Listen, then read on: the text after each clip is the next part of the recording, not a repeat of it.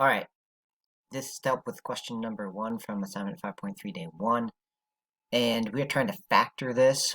So first thing I would think is, can I pull out a GCF of 2?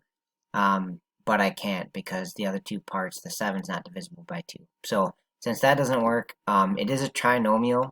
And our factored form, hopefully we can get it to like a binomial times another binomial.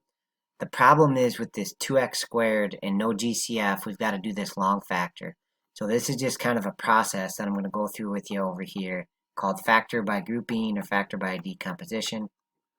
So basically, this starts by multiplying the front and the back. So a times c, negative 8. And then we're going to make it add up to positive 7. So I think negative 1 and positive 8. So on this first step, we just split this 7x into 8x minus 1x, or the other way around. You can put these in whatever order you want, once you find the pair that adds up to the middle. Okay, and then the other part you just bring down. So I'm going to bring the 2x squared down. That's exactly the same as it was before, and the minus 4 gets brought down. So all we've done, this is still equivalent. So the spot I have right here is exactly equivalent to the previous line. All I did was split up the 7x using these numbers. Okay, now that we've got it split up, we're going to group the front two and group the back two and look for a GCF. So in the front, you can pull out a 2 and an x. Right? They both have 2 and x. Leaves us with x plus 4. And then in the back, there's no real GCF except they both have a negative. So I'm going to pull out a negative 1 from both. Okay, and if this method goes right, these should match. And that's one of the factors. And the other one, you take what's in front. So in this case, it'd be 2x minus 1.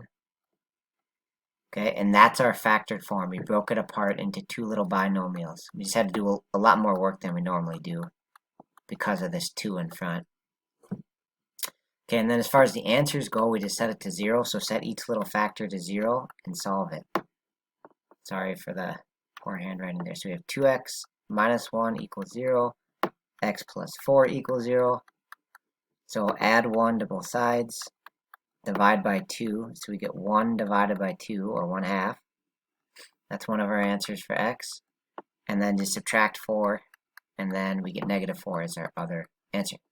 So it's an x squared, and we solved it using factoring to get our two answers for x. Thanks for watching.